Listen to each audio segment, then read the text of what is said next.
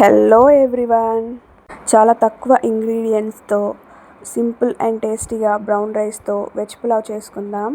Onion తీసుకొని సన్నగా పొడుగ్గా కట్ చేసుకోవాలి.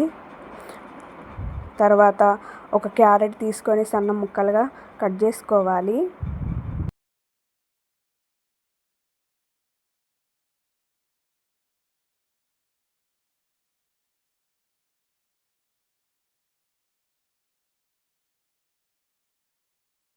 తర్వాత ఒక ఆలు తీసుకొని సన్న ముక్కలుగా కట్ చేసుకోవాలి.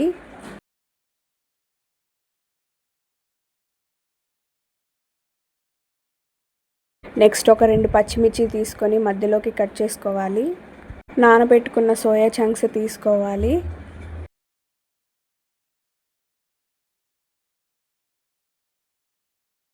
నెక్స్ట్ పుదీనా కొత్తిమీర కట్ చేసుకోవాలి. నేను ఇక్కడ బ్రౌన్ రైస్ ఒక 3 గంటల ముందుగా నానబెట్టుకున్నానండి. నెక్స్ట్ ఒక గిన్నె పెట్టుకొని దాంట్లో ఒక 2 టేబుల్ స్పూన్ల ఆయిల్ అండ్ 2 టేబుల్ స్పూన్ల గీ యాడ్ చేసుకోవాలి.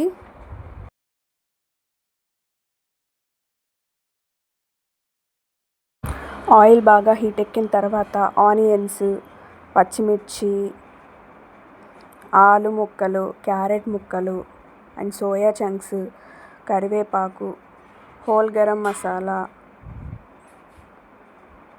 అల్లం వెల్లుల్లి పేస్ట్, పుదీనా అండ్ కొత్తిమీర యాడ్ చేసుకోవాలి. అల్లం వెల్లుల్లి పేస్ట్ పచ్చివాసన పోయేదాకా కలుపుకోవాలి.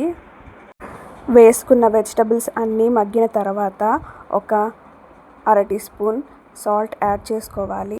నెక్స్ట్ ఇక్కడ నేను 1 గ్లాస్ బియ్యం తీసుకున్నా కాబట్టి 2 గ్లాసులు వాటర్ యాడ్ చేసుకున్నాను.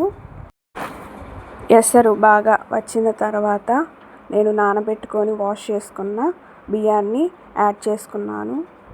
వేసుకున్న బియ్యాన్ని బాగా కలుపుకొని మీడియం ఫ్లేమ్లో పెట్టుకొని ఉడికించుకుంటే అంతేనండి, వెజ్ పులావ్ రెడీ అయిపోతుంది.